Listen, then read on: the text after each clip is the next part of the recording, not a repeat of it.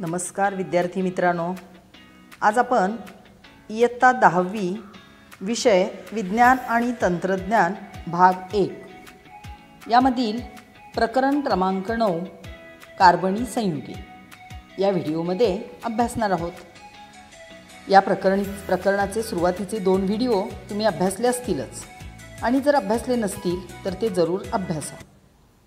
चला तर मग पाहूया कार्बनी संयुगे। यापूर्वी आपण अल्केन, अल्कीन, अल्काइन अभ्यासलेले आहे।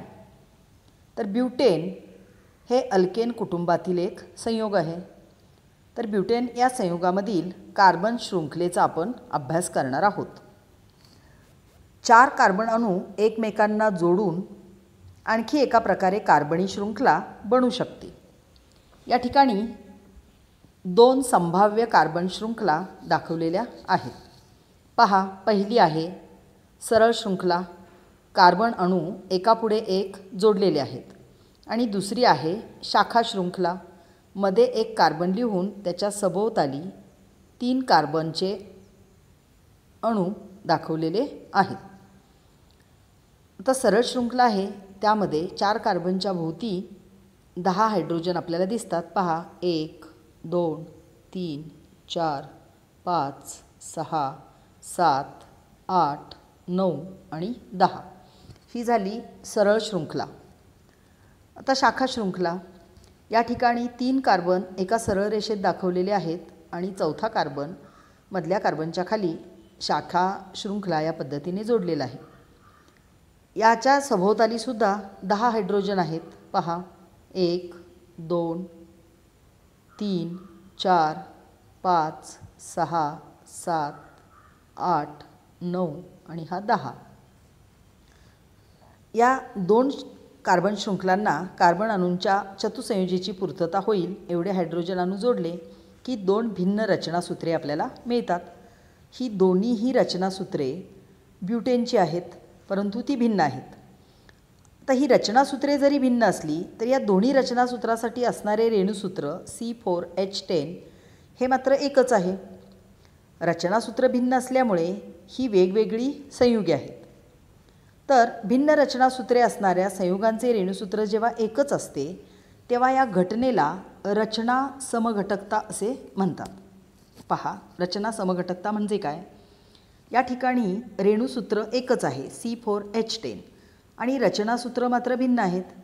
तर भिन्न रचनासूत्रे असणाऱ्या संयुगांचे रेणुसूत्र जेव्हा एकच असते तेव्हा त्या घटनेला रचना समघटकता असे म्हणतात। कार्बनी संयुगांमध्ये दिसून येणाऱ्या समघटकतेमुळे कार्बनी संयुगांच्या संख्येत भर पडते। कार्बनची असंख्य संयुगे तयार होतात। आकृती 9.13 जी आपण वरती पाहिली, या आकृतीमधील कार्बन शृंखला 1 म्हणजे कार्बन अणूची काय आहे? सरळ शृंखला आहे, आणि 2 म्हणजेच कार्बन अणूची शाखीय शृंखला आहे। तर अशा ब्यूटेनच्या आपण 2 संरचना किंवा 2 रचनासूत्रे पाहिली। सरळ शृंखला व शाखीय शृंखलांच्या व्यतिरिक्त काही कार्बनी संयुगामध्ये कार्बन अणूंच्या बद्ध शृंखला असतात व तेथे कार्बन अणूंची वलये तयार झालेली आपल्याला दिसतात। त्याची उदाहरणे आपण पाहूया। तर त्याचं उदाहरण आहे सायक्लोहेक्झेन। तर सायक्लोहेक्झेन मध्ये कार्बन 6 असतात आणि हायड्रोजन 12 असतात। C6H12 हे सायक्लोहेक्झेनचे रेणुसूत्र आहे। आता सायक्लोहेक्झेनचे कार्बन वलय या ठिकाणी दिलेले आहे। हे पहा, 1 2 3 4 5 आणि 6 कार्बन आहेत, ते वलयाच्या स्वरूपामध्ये जोडलेले आहेत। आता सायक्लोहेक्झेनचे रचनासूत्र आपण आत्ताच काय पाहिले? सायक्लोहेक्झेनचे रेणुसूत्र आहे C6H12 म्हणजे एका कार्बनच्या डोक्यावरती 2 हायड्रोजन येणार आहेत। तर हे रचनासूत्र पहा, प्रत्येक कार्बनच्या डोक्यावरती तुम्हाला 2-2 हायड्रोजन दिसत आहेत, म्हणजे कार्बन 6 आहेत आणि हायड्रोजन 12 आहेत। तर हे झाले रचनासूत्र, किंवा यालाच रेषा संरचना असे सुद्धा म्हणतात। या ठिकाणी जरा डोके चालवा म्हणून काय विचारलेले आहे? सायक्लोहेक्झेनची इलेक्ट्रॉन ठिपका संरचना काढा। तर विद्यार्थी मित्रांनो, इलेक्ट्रॉन ठिपका संरचना आणि रेषा संरचना यामधील फरक यापूर्वी तुम्ही अभ्यासला आहे। तो मी तुम्हाला पुन्हा सांगते. जर रेषा संरचनेमध्ये एकेरी बंध केव्हा असतो? त्या ठिकाणी 2 ठिपके असतात, म्हणजे 2 इलेक्ट्रॉन असतील तर एकेरी बंध तयार होतो. आता ठिपका संरचना काढताना या रचनासूत्रामधील सर्व रेषा तुम्ही काढायच्या आहेत आणि त्या ठिकाणी 2-2 इलेक्ट्रॉन लिहायचे आहेत फक्त. पहा, 2, या 2 कार्बनच्या मध्ये 2, इथे 2, इथेही 2, 2 कार्बनच्या मध्ये 2-2 इलेक्ट्रॉन येतील. तसेच कार्बन आणि हायड्रोजनच्या मध्ये सुद्धा 2-2 इलेक्ट्रॉन येतील. तर हे आहे सायक्लोहेक्झेनचे ही आहे सायक्लोहेक्झेनची इलेक्ट्रॉन ठिपका संरचना. तुमच्या लक्षात आले असेल, ज्या ठिकाणी एकेरी बंध आहे त्या ठिकाणी इलेक्ट्रॉन किती येणार आहे? 2. हे बंध काढून टाकायचे आणि त्या ठिकाणी काय करायचे? ठिपके द्यायचे.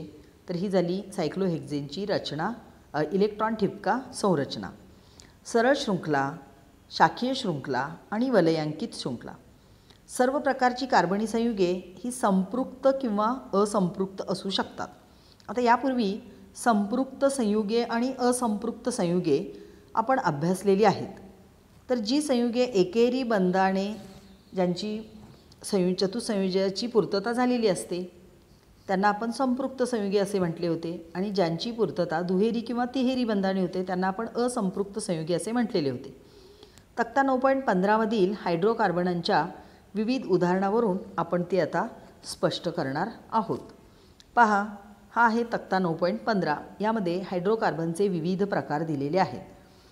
संपृक्त हायड्रोकार्बन आणि असंपृक्त हायड्रोकार्बन.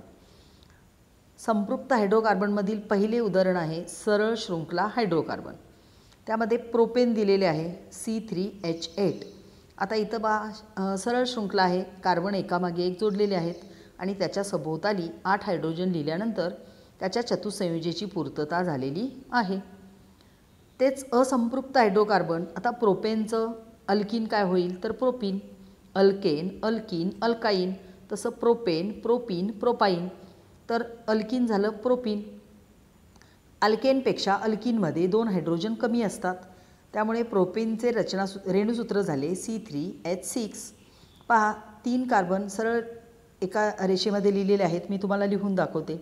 आपण जर असे 3 कार्बन एका सरळ रेषेत लिहिले, आता त्याच्या सभोवताली असणारे हायड्रोजन किती आहेत? 6 आहेत. 1, 2, 3, 4, 5 आणि 6. आता या ठिकाणी 6 हायड्रोजन आपण लिहिले, पण चतुसंयोजेची पूर्तता झालेली दिसत नाही आहे. पहा, या कार्बनच्या चतुसंयोजेची पूर्तता झाली. 1, 2, 3, 4 बंध झाले, पण इथं 3च आहेत. 1, 2, 3 म्हणून इथं दुहेरी बंध दिला. आता पहा, सर्वच कार्बनच्या चतुसंयोजेची पूर्तता झालेली आपल्याला पाहायला मिळते. इथं कार्बन कार्बन दुहेरी बंध आला म्हणून हे काय आहे? प्रोपीन आहे. आता तुम्ही म्हणाल इथेच दुहेरी बंध द्यायचा का? तर असा काहीही नियम नाही, तुम्ही इकडेही देऊ शकता. पहा, आता 3 हायड्रोजन झाले, हा 4 झाला, हा 5 झाला आणि हा 6 झाला. इकडेही देऊ शकता, हाही प्रोपीन होईल. तर अशा रीतीने प्रोपीनमध्ये कार्बन कार्बन दुहेरी बंध आहे म्हणून ते असंपृक्त हायड्रोकार्बन आहे. प्रोपाईन. आता प्रोपाईनमध्ये सुद्धा कार्बन 3च असणार आहेत. प्रोपीनपेक्षा प्रोपाईनमध्ये पुन्हा 2 हायड्रोजन कमी होतील, म्हणजेच C3H4 होतील. पहा, 1, 2, 3. आता हायड्रोजन आपल्याकडे 4च आहेत. 1, 2, 3. आता चौथा हायड्रोजन समजा इथं लिहिला 4. तर या कार्बनच्या चतुसंयोजेची पूर्तता झाली, पण या दोघांची झालेली नाही आहे. इथं एकच आहे, हा 1 आणि हा 1 2 झाले, म्हणजे आणखी 2 पाहिजेत. तर कार्बन कार्बन तिहेरी बंध आला. या ठिकाणी या बाजूला दिलेला आहे म्हणून मी या बाजूला दाखवलेला आहे, म्हणजे तुम्ही इकडेही देऊ शकता किंवा इथेही देऊ शकता. तर हा काय झाला? प्रोपाईन. प्रोपीन आणि प्रोपाईनमध्ये कार्बन कार्बन दुहेरी आणि तिहेरी बंध दिसतो आपल्याला, म्हणून ही असंपृक्त हायड्रोकार्बन आहेत. त्यानंतर शाखीय शृंखला हायड्रोकार्बन. यामध्ये उदाहरण दिलेलं आहे आयसोब्युटेन. आता या आयसोब्युटेनमध्ये शाखा शृंखला आहे. 3 कार्बन सरळ रेषेत लिहिलेले आहेत आणि चौथा खाली शाखेमध्ये जोडलेला आहे. हे यापूर्वी आपण अभ्यासलेलं आहे. आता त्याच्या सभोवताली 10 हायड्रोजन आहेत. एकेरी बंधाने 4ही कार्बनच्या चतुसंयोजेची पूर्तता झालेली आहे, त्यामुळे हे संपृक्त हायड्रोकार्बन आहे. आता आयसोब्युटेनचं जेव्हा अल्किन होईल, अल्केनचं अल्किन होईल त्यावेळी आयसोब्युटिलिन होईल C4H8, कारण 2 हायड्रोजन कमी होतील. आता या ठिकाणी 1 2 3 4 कार्बन लिहिलेले आहेत, हायड्रोजन मात्र 8 आहेत. हे 3 झाले, हे 3 6 झाले, म्हणजे 2च हायड्रोजन झाले. म्हणून या ठिकाणी त्यांनी काय केलेलं आहे, दुहेरी बंध दिलेला आहे. म्हणजे कार्बनच्या चतुसंयोजीची पूर्तता झाली आणि सगळ्याच आपल्याला आयसोब्युटिलिनचे रचनासूत्रही मिळाले. इथं दुहेरी बंध असल्यामुळे आयसोब्युटिलिन हे काय आहे तर असंपृक्त हायड्रोकार्बन आहे. त्यानंतर वलयांकित हायड्रोकार्बन, त्याचं उदाहरण सायक्लोहेक्झेन जे आपण आत्ता पाहिले, त्याचे रचनासूत्र इथं दिलेले आहे. त्यानंतर सायक्लोपेंटेन, पेंटेनमध्ये 5 कार्बन असतात आणि 10 हायड्रोजन असतात. तर 5 कार्बनच्या डोक्यावर 10 हायड्रोजन दिलेले आहेत आणि 5ही कार्बनच्या चतुसंयोजेची पूर्तता झालेली आहे. चतुसंयुजा तुम्हाला समजतं का पहा, कार्बनची संयुजा 4 आहे, त्यामुळे त्याच्याभोवती 4 बंध येतात आणि 4ही बंधने तृप्त झालेले आहेत. म्हणून सायक्लोपेंटेन एकेरी बंधाने सर्व संयोजांची पूर्तता झाल्यामुळे संपृक्त हायड्रोकार्बन आहे. आता सायक्लोहेक्झेनचे जेव्हा अल्किन होईल तेव्हा सायक्लोहेक्झिन होईल आणि 2 हायड्रोजनची संख्या कमी होईल. आता हे हायड्रोजन कमी कसे होतात मी यापूर्वीही तुम्हाला सांगितलेले आहे. अल्केनचे रेणुसूत्र आहे, सामान्य सूत्र आहे CnH2n+2 आणि अल्किनचे सामान्य सूत्र आहे CnH2n. हा +2 अल्किनमध्ये येत नाही, त्यामुळे 2 हायड्रोजन कमी होतात. तर सायक्लोहेक्झेनपेक्षा सायक्लोहेक्झिनमध्ये 2 हायड्रोजन कमी झाले, त्यामुळे रेणुसूत्र झाले C6H10. या ठिकाणी 4 कार्बनच्या डोक्यावर 8 हायड्रोजन झाले आणि राहिलेले 2 हायड्रोजन 2 कार्बनच्या डोक्यावर लिहिले, त्यामुळे कार्बन कार्बनमध्ये दुहेरी बंध आला आणि म्हणून सायक्लोहेक्झिन हे असंपृक्त हायड्रोकार्बन आहे. त्यानंतर बेन्झीन, बेन्झीनचे रेणुसूत्र आहे C6H6, म्हणजे 6 कार्बन आणि 6 हायड्रोजन. तर 6 कार्बनचं वलय या ठिकाणी पहिल्यांदा दाखवलेलं आहे आणि प्रत्येकी 2 कार्बनमध्ये एकाडेक काय येतो, दुहेरी बंध येतो आणि सर्वच्या सर्व 6 कार्बनच्या चतुसंयोजीची पूर्तता झालेली दिसते, तुम्ही मोजून पाहू शकता. तर तुम्हाला परीक्षेला सायक्लोहेक्झेनचे रचनासूत्र काढा किंवा सायक्लोहेक्झेन दिलेले असते, त्याचे रचनासूत्र दिलेले असते आणि त्याचे असंपृक्त हायड्रोकार्बन लिहून त्याचे रचनासूत्र काढा असा प्रश्न असतो, किंवा कोणत्याही संयुगाचे रचनासूत्र काढायला सांगितले जाते किंवा रेणुसूत्र लिहायला सांगितले जाते. तर हा अत्यंत सोपा भाग आहे, फक्त तुम्ही तो नीट समजून घ्या. बेन्झीनच्या रचनासूत्रावरून आपल्याला काय समजते, तो वलयांकित असंपृक्त हायड्रोकार्बन आहे. कारण बेन्झीनमध्ये एकाड एक दुहेरी बंध येतो. बेन्झीनच्या संरचनेत 6 कार्बन अणूच्या वलयात एकाड एक काय होतो, दुहेरी बंध, म्हणजे 3 दुहेरी बंध येतात. या वैशिष्ट्यपूर्ण घटक ज्यांच्या संरचनेत असतो त्यांना ॲरोमॅटिक संयुगे असे म्हणतात. तर विद्यार्थी मित्रांनो, बेन्झीनला ॲरोमॅटिक संयुग म्हणतात असे शास्त्रीय कारण तुम्हाला विचारले जाते. तर त्याचे उत्तर काय येईल पहा. बेन्झीनला ॲरोमॅटिक संयुग म्हणतात कारण बेन्झीनचे रचनासूत्र आहे C6H6. तो वलयांकित असंपृक्त हायड्रोकार्बन आहे. बेन्झीनच्या संरचनेत 6 कार्बन अणूंच्या वलयात एकाड एक असे 3 दुहेरी बंध येतात आणि ही वैशिष्ट्यपूर्ण संरचना ज्या संयुगाची असते त्या संयुगांना ॲरोमॅटिक संयुग असे म्हणतात. पुढे कार्बनी संयुगामधील क्रियात्मक गट. क्रियात्मक गट म्हणजे काय आणि पुढील संयुगांचे क्रियात्मक गट लिहा असा प्रश्न आपल्याला परीक्षेला विचारला जातो. आता कार्बनी संयुगामधील क्रियात्मक गट म्हणजेच त्याला इंग्रजीमध्ये functional groups in carbon compounds असे देखील म्हणतात. आतापर्यंत आपण काय पाहिले तर कार्बन व हायड्रोजन या मूलद्रव्यांच्या संयोगाने जी संयुगे तयार होतात त्यांना हायड्रोकार्बन असे म्हणतात आणि हायड्रोकार्बन संयुगे आपण आत्तापर्यंत अभ्यासलेली आहेत. आता विविध हॅलोजन, ऑक्सिजन, नायट्रोजन, गंधक अशा मूलद्रव्यांबरोबर सुद्धा कार्बनचे बंध तयार होतात आणि कार्बनची असंख्य संयुगे तयार होतात. म्हणूनच आपल्याला निसर्गामध्ये कार्बनची संयुगे इतर सर्व मूलद्रव्यांच्या संयुगांच्या तुलनेने अधिक आढळतात. हायड्रोकार्बन साखळीमधील एक किंवा अधिक हायड्रोजन अणूंच्या जागी या मूलद्रव्यांचे म्हणजे कोणत्या, तर हॅलोजन, ऑक्सिजन, नायट्रोजन, गंधक किंवा एखादा क्रियात्मक गट त्यांची जागा घेतो आणि चतुसंयोजेची पूर्तता करतो आणि त्यामुळे आपल्याला असंख्य संयुगे तयार झालेली पाहायला मिळतात. हायड्रोजनला प्रतियोजी अशा मूलद्रव्याच्या अणूचा उल्लेख विषम अणू असा केला जातो. काही वेळा हे विषम अणू एकटे नसतात तर विशिष्ट अणुगटांच्या रूपात सुद्धा आपल्याला ते आढळतात. तर या विषम अणूंमुळे व विषम अणूंनी युक्त अशा अणुगटांमुळे त्या संयुगाला विशिष्ट रासायनिक गुणधर्म प्राप्त होतात. पहा, विषम अणूंमुळे, विषम अणू कोणाला म्हटले तर हायड्रोजनला जो प्रतियोजी मूलद्रव्याच्या अणूचा जो गट येतो त्या गटाला विषम अणू म्हणतात. या विषम अणूंमुळे किंवा विषम अणूंनी युक्त अशा अणुगटांमुळे त्या संयुगाला विशिष्ट रासायनिक गुणधर्म प्राप्त होतात. मग त्या संयुगामधील कार्बन साखळीची लांबी व स्वरूप काहीही असले तरी या विषम अणू किंवा विषम अणूंनी युक्त अशा अणुगटांना क्रियात्मक गट असे म्हणतात. आता क्रियात्मक गट म्हणजे काय, तर विषम अणू किंवा विषम अणूंनी युक्त असे अणुगट म्हणजेच क्रियात्मक गट. आता तक्ता क्रमांक 9.16 मध्ये कार्बनी संयुगामध्ये आढळणारे काही क्रियात्मक गट दिलेले आहेत. आपण त्यांचा अभ्यास करूया. पहा, येथे क्रियात्मक गटाची मुक्त संयुजा लहान रेषेने दर्शवलेली आहे. क्रियात्मक गटाच्या सुरुवातीला किंवा नंतर पहा लहान रेषा तुम्हाला दिलेल्या दिसतात. पहा, CLच्या आधी, BRच्या आधी, Iच्या आधी, तर प्रत्येक ठिकाणी लहान रेषा आहे. तर लहान रेषेने ती दर्शवलेली आहे.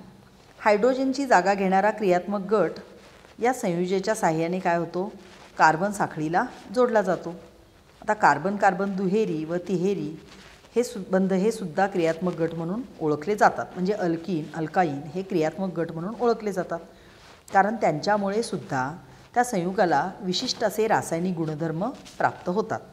आता या तक्त्यामध्ये विषम अणू आणि क्रियात्मक गट दिलेले आहेत तर आपण ते अभ्यासणार आहोत. पहिला आहे हॅलोजन. आता हॅलोजनचा अभ्यास आपण दुसऱ्या प्रकरणात केलेला आहे. क्लोरीन, ब्रोमीन, आयोडीन हे हॅलोजन आहेत. त्यांचा आधुनिक आवर्त सारणीमध्ये 17व्या गणामध्ये समावेश केलेला आहे. आता हे जे हॅलोजन आहे त्यांचं नाव हॅलो असा उच्चार म्हणजे क्लोरो, ब्रोमो, आयोडो असा उच्चार केला जातो. आता त्यांचे रचनासूत्र काय आहे, Cl, Br, I, कारण त्यांची संयुजा एक आहे आणि संयुजा ही लहान रेषेने दर्शविली आहे. म्हणजे एक संयुजा असेल तर एक रेषा, दोन संयुजा असेल तर दोन रेषा. तर त्यांचे संक्षिप्त रचनासूत्रसुद्धा तेच आहे, Cl, Br आणि I. त्यानंतर दुसरा विषम अणू आहे ऑक्सिजन. आता ऑक्सिजनमध्ये एकूण 6 क्रियात्मक गट येतात. त्यातला पहिला अल्कोहोल. अल्कोहोल म्हणजेच OH या ठिकाणी दर्शवलेलं आहे. पहा, ओची संयुजा 2 आहे म्हणून ओच्या पाठीमागे आणि पुढे दोन्हीकडे आपल्याला लहान रेषा दिसते.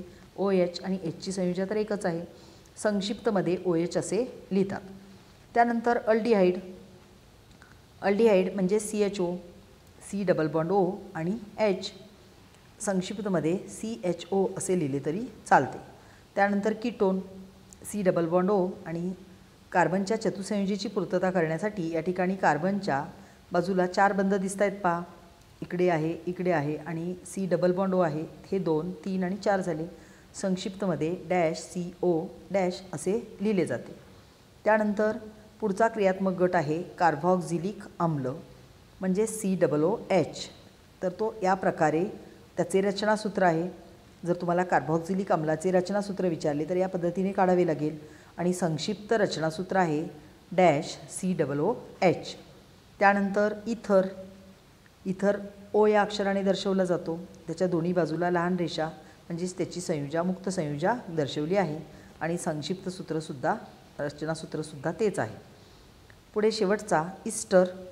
इस्टरमध्ये C डबल बॉन्ड O आणि इकडे O हे झाले त्याचे रचनासूत्र आणि -COO हे आहे त्याचे संक्षिप्त रचनासूत्र. तर ऑक्सिजनमध्ये हे एकूण 6 क्रियात्मक गट येतात. त्यानंतरचा विषम अणू आहे नायट्रोजन. नायट्रोजनमध्ये एकच आहे अमीन, त्याचे नाव आहे अमीन. तर रचनासूत्र काय आहे N आणि नायट्रोजनची संयुजा 3 आहे कारण त्याचा अणुअंक 7 आहे. इलेक्ट्रॉन स्वरूपन 2, 5 असे येते. अष्टक पूर्ण करण्यासाठी 3 इलेक्ट्रॉनची गरज असते. म्हणून नायट्रोजनच्या सभोवताली आपल्याला 3 मुक्त संयुजा दिसत आहेत आणि दोन्ही बाजूला हायड्रोजन जोडलेला आहे आणि इकडे संयुग येईल आणि संक्षिप्तमध्ये डॅश NH2 असे लिहिले जाते। तर याचा पुढे आपण आणखी अभ्यास करणार आहोत। तर हे आहेत क्रियात्मक गट। पुढे समजातीय श्रेणी म्हणजेच होमोलोगस सेरीज। आता आपण काय पाहिले तर कार्बन अणू एकमेकांना जोडले जाऊन वेगवेगळ्या लांबीच्या शृंखला तयार होतात। तसेच या शृंखलावरील हायड्रोजनची अणूची जागा एखादा क्रियात्मक गट घेऊ शकतो। याचा आपण अभ्यास केला। त्यामुळे क्रियात्मक गट तोच, परंतु कार्बन शृंखला वेगवेगळ्या लांबीच्या अशी संयुगे मोठ्या संख्येने तयार होतात। उदाहरणार्थ अल्कोहोल हा क्रियात्मक घेतला आणि जर आपण संयुगे तयार केली। आता आपण अल्केनची समजातीय श्रेणी पाहिली, methane, ethane, propane, butane, pentane, hexane, octane, nonane, decane. त्या मिथेनमध्ये जर आपण हा अल्कोहोल म्हणजे OH हा क्रियात्मक गट जोडला तर पहा CH3OH, CH3CH2OH म्हणजेच methyl alcohol, ethyl alcohol, propyl alcohol, butyl alcohol, pentyl alcohol, OH जोडला तर अशी असंख्य संयुगे तयार झालेली आपल्याला पाहायला मिळतात। सर्वांमधील कार्बन शृंखलांची लांबी वेगवेगळी आहे, परंतु क्रियात्मक गट बदललेला नाही। क्रियात्मक गट अल्कोहोल हा एकच आहे, म्हणजे क्रियात्मक गटामध्ये किंवा त्याच्या रासायनिक गुणधर्मामध्ये आपल्याला खूपच साधर्म्य असलेले दिसते। क्रमाक्रमाने वाढत जाणारी लांबी असणाऱ्या शृंखलांवर विशिष्ट हायड्रोजनच्या जागी समान क्रियात्मक गट जोडल्यामुळे संयुगांची जी श्रेणी तयार होते त्या श्रेणीलाच समजातीय श्रेणी असे म्हणतात। पहा, समजातीय श्रेणी म्हणजे काय तर क्रमाक्रमाने वाढत जाणारी लांबी असणाऱ्या शृंखलांवर विशिष्ट हायड्रोजनच्या जागी समान क्रियात्मक गट जोडल्यामुळे संयुगांची जी श्रेणी तयार होते तिला समजातीय श्रेणी असे म्हणतात। आता क्रियात्मक गट कोणता आहे त्यावरून वेगवेगळ्या समजातीय श्रेणी तयार होतात। म्हणजे अल्कोहोलांची समजातीय श्रेणी, कार्बॉक्झिलिक अम्लाची समजातीय श्रेणी, अल्डिहाइडची समजातीय श्रेणी। आपण आता जे जे क्रियात्मक गट पाहिले जो क्रियात्मक गट आपण जोडणार आहोत त्या क्रियात्मक गटावरून ती समजातीय श्रेणी ठरवली जाते। एका समजातीय श्रेणीचे सर्व सदस्य एकमेकांचे समजातक असतात। म्हणजे आत्ताच आपण पाहिलं अल्कोहोल हा क्रियात्मक गट जोडला तर methyl alcohol, ethyl alcohol, propyl alcohol, butyl alcohol, pentyl alcohol म्हणजेच एक समजातीय श्रेणीचे सर्व सदस्य कसे आहेत एकमेकांचे समजातक आहेत। यापूर्वी आपण तक्ता क्रमांक 9.12 मध्ये रचनासूत्रे आणि रेणुसूत्रे भरली आहेत। म्हणजे अल्केन ची समजातीय श्रेणी आपण पूर्ण केलेली आहे। त्यातून अल्केनांच्या समजातीय श्रेणीच्या सुरुवातीचा अंश तयार झालेला आहे। म्हणजेच methane, ethane, propane, butane, pentane, hexane, heptane, octane, नोनेन आणि डिकेन अशी 10 संयुगे म्हणजे सुरुवातीचा अंश आपण अभ्यासला आहे। अभ्यासला नसेल तर तक्ता क्रमांक 9.12 यापूर्वीच्या व्हिडिओमध्ये तुम्ही जरूर अभ्यासा। समजातीय श्रेणींची वैशिष्ट्ये जाणून घेण्यासाठी अल्केन, अल्कीन, अल्कोहोल यांच्या समजातीय श्रेणींचे सुरुवातीचे अंश आपण पुढील तक्त्यामध्ये अभ्यासणार आहोत। तर या ठिकाणी अल्केनांची समजातीय श्रेणी दिलेली आहे। आता आपल्याला माहीत आहे methane, ethane, propane, butane, pentane, hexane या ठिकाणी 6 त्यांनी दिलेले आहेत। हे झाले अल्केनचे रेणुसूत्र। त्यांचे संक्षिप्त रचनासूत्र CH4, मिथेनमध्ये एकच कार्बन असतो त्यामुळे CH4, इथेन C2H6 आहे, 2 कार्बन आहेत म्हणजे CH3CH3, प्रोपेन CH3CH2CH3, त्यानंतर ब्युटेन CH3CH2CH2CH3, पेंटेन CH3CH2CH2CH2CH3। तुमच्या लक्षात आले असेल रचनासूत्र लिहित असताना त्या ठिकाणी हायड्रोजन प्रत्येक कार्बनच्या डोक्यावरती लिहिलेले आहेत। आता हेच आपण रचनासूत्राच्या स्वरूपाने उदाहरणार्थ आपण मी मिथेनचं दाखवते, तुम्ही यापूर्वी ते अभ्यासलेलं आहे। या प्रकारे रचनासूत्र लिहिलं जातं H H H आणि H। असंच तुम्ही कोणतंही रचनासूत्र यापैकी लिहू शकता। समजा तुम्हाला हे लिहायचं आहे प्रोपेनचं 3 कार्बन आहेत, ओळीने 3 कार्बन लिहायचे आणि त्याच्या बाजूला बंध काढायचे। पहा मोजून बघा 1 2 3 4 5 6 7 8 तर C3H8। तर हे झालं त्याचं रचनासूत्र। तर हे संक्षिप्त रचनासूत्र या ठिकाणी दिलेलं आहे। आता कार्बन अणूंची संख्या या ठिकाणी एकच कार्बन आहे आणि CH2 घटकांची संख्यासुद्धा एकच आहे, एकच कार्बन, त्यामुळं CH4 असले तरी CH2 घटक एकच झाला आणि उत्कलनांक आहे -162 अंश सेल्सिअस। त्यानंतर इथेन CH3 कार्बन आहेत 2 आणि CH2 घटकांची संख्यासुद्धा 2 आहे. उत्कलनांक आहे -88.5 अंश सेल्सिअस. त्यानंतर प्रोपेन CH3 कार्बन अणूंची संख्या 3 आहे आणि CH2 घटकांची संख्यासुद्धा 3. जितके कार्बन तितकेच हायड्रोजन आपल्याला एकेरी बंधाने जोडलेले मिळतील. त्यांचा उत्कलनांक आहे -42 अंश सेल्सिअस. ब्युटेन 4 कार्बन आहेत, कार्बन अणूंची संख्या 4 आणि CH2 घटकांची संख्यासुद्धा 4 आणि उत्कलनांक आहे 0 अंश सेल्सिअस. पेंटेन CH3 5 कार्बन म्हणजे कार्बन अणूंची संख्या 5 आणि CH2 घटकांची संख्यासुद्धा 5. उत्कलनांक आहे 36 अंश सेल्सिअस. त्यानंतर हेक्झेनमध्ये 6 कार्बन आहेत म्हणून कार्बनची संख्या 6 आणि CH2 घटकांची संख्यासुद्धा 6 आणि उत्कलनांक आहे 69 अंश सेल्सिअस. तर ही आहे अल्केनची समजातीय श्रेणी. त्यानंतर अल्कोहोलांची समजातीय श्रेणी. आता अल्कोहोलमध्ये एका कार्बनची जागा OH हा गट घेतो. पहा, हे आहे मिथेनचे रचनासूत्र. तर इथं सगळीकडे काय येतो, H येतो आणि एका Hच्या जागेवर OH हा गट येतो. म्हणजेच रेणूसूत्रामध्ये काय होतो, फक्त O ॲड होतो आणि रचनासूत्रामध्ये CH3OH, CH3CH2OH, CH3CH2CH2OH. म्हणजे तुमच्या लक्षात आलं असेल यामधील एक हायड्रोजन कमी होतो आणि त्या हायड्रोजनची जागा OH हा क्रियात्मक गट घेतो. आता या ठिकाणी कार्बन अणूंची संख्या मिथेनॉल. आता याचं नाव कसं झालं पहा, मिथेनॉल, इथेनॉल, प्रोपेनॉल, ब्युटेनॉल किंवा साध्या भाषेत methyl alcohol, ethyl alcohol, propyl alcohol, butyl alcohol असेही म्हणतात. आता कार्बन अणूंची संख्या 1, CH2 घटकांची संख्यासुद्धा 1. इथेनॉलमध्ये 2 कार्बन आहेत म्हणून कार्बन अणूंची संख्या 2, CH2 घटकांची संख्या 2. प्रोपेनॉलमध्ये 3 कार्बन आहेत, कार्बन अणूंची संख्या 3, CH2 घटकांची संख्यासुद्धा 3. ब्युटेनॉलमध्ये 4 कार्बन आहेत म्हणून कार्बन अणूंची संख्या 4 आणि CH2 घटकांची संख्यासुद्धा 4.